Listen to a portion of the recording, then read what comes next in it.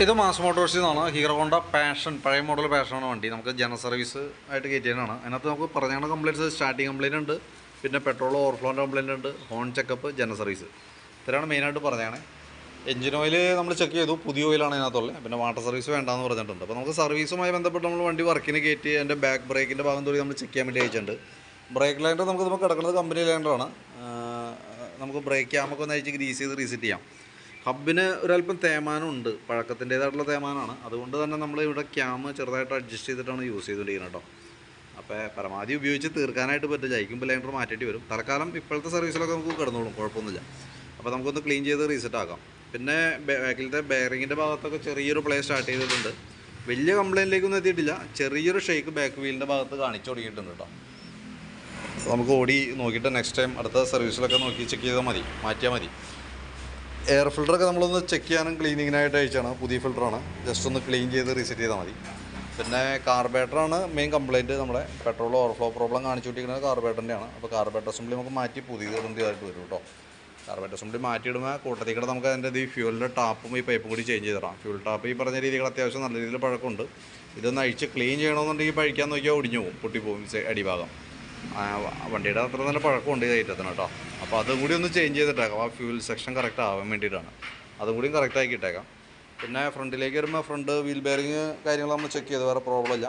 Front വീലിൻ്റെ ലൈനറായാലും പുതിയ liner അടക്കണേ, വലിയ പഴക്കമായിട്ടില്ല. അപ്പോൾ അതൊക്കെ ഒന്ന് അഴിച്ച് ക്ലീൻ ചെയ്ത് നമുക്ക് റീസെറ്റ് ആക്കാം. പിന്നെ സ്പീഡോമീറ്ററിൻ്റെ ഉള്ളിൽ തന്നെ ഈ ബൾബ് തെളിയുണ്ടായില്ല. അപ്പോൾ ഒരു ബൾബ് നമ്മൾ മാറ്റിയിട്ടുണ്ട്.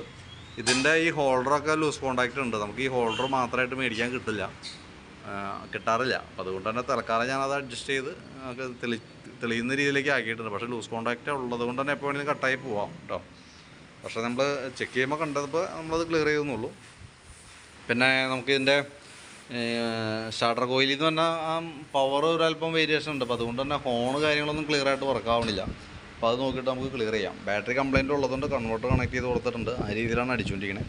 അപ്പോൾ ആ രീതിയിൽ തന്നെ നമുക്കത് ക്ലിയർ ചെയ്തിടാം.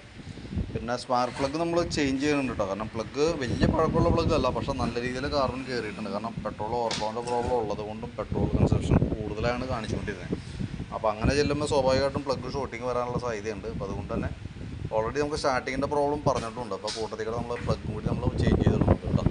ഫ്രണ്ടിലത്തെ ഈ ബ്രേക്കിൻ്റെ കേബിൾ ടൈറ്റ് കാണിച്ചു തുടങ്ങിയിട്ടുണ്ട്. അപ്പോൾ ബ്രേക്ക് കേബിൾ മാറ്റുന്നുണ്ട്. ആക്സിലേറ്റർ കേബിളൊക്കെ ഞാൻ അഴിച്ചു ജസ്റ്റ് ഒന്ന് ലൂബ്രിക്കേറ്റ് ചെയ്തിട്ടുണ്ട്. ആക്സിലേറ്റർ കേബിൾ ക്ലച്ചിൻ്റെയൊക്കെ അത് മതി, വേറെ പ്രോബ്ലം ഒന്നുമില്ല. അപ്പോൾ ഞാൻ അതിൻ്റെ ഒരു ഏകദേശം ഒരു എസ്റ്റിമേറ്റ് ആക്കിയിട്ട് അതിൻ്റെ ഡീറ്റെയിൽസ് വാട്സാപ്പിലേക്ക് ഒന്ന് ഷെയർ ചെയ്തിട്ടേക്കാം. വീഡിയോ കണ്ടുകഴിയുമ്പോൾ നോക്കിയിട്ടൊന്ന് റിപ്ലൈ ഇട്ടേക്കാം. അതിനകത്ത് ഓൾറെഡി നമ്മൾ കാർബേറ്ററും കൂടി ഉൾപ്പെടുത്തിയിട്ടുള്ള എസ്റ്റിമേറ്റ് ഇടണേ.